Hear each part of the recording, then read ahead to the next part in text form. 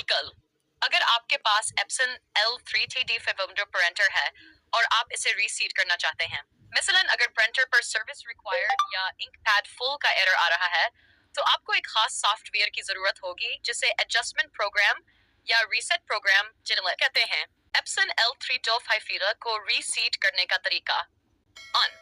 Adjustment program download करें। ये software internet पर मुख्तलिफ वेबसाइट से दस्तयाब होता है। बाज़ औक़ात इसे चलाने के लिए एक छोटी सी फीस अदा करके एक्टिवेशन की खरीदनी पड़ती है। फाइल को एक्सट्रैक्ट करें। आमतौर पर ये जिप या रार फाइल होती है।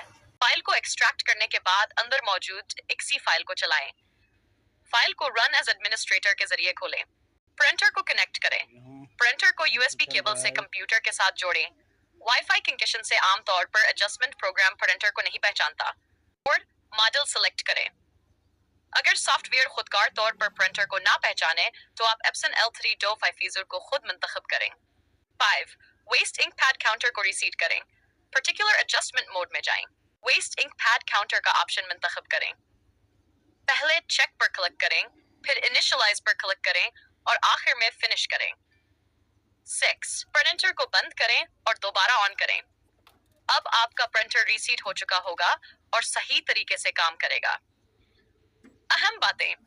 बार बार रीसीट करने के बाद असल में प्रिंटर के अंदर मौजूद वेस्ट इंक पैड्स भर सकते हैं और लीक होने का खतरा होता है।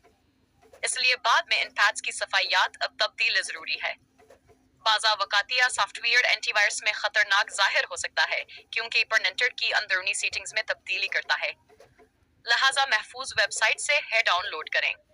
क्या आप चाहेंगे कि मैं आपको एप्सन L325 का एडजस्टमेंट प्रोग्राम डाउनलोड करने का लिंक फराहम कर दूं? या अगर आप चाहें तो मैं आपको बगैर की खरीदे एक दूसरा तरीका भी बता सकता हूं। क्या आपके प्रिंटर पर कोई खासा एरर कोड, मसलन सर्विस रिक्वायर्ड या ईदलन आ रहा है? मुझे बताएं ताकि मैं मजीद दुरुस्त रहनुमाई कर सकूं।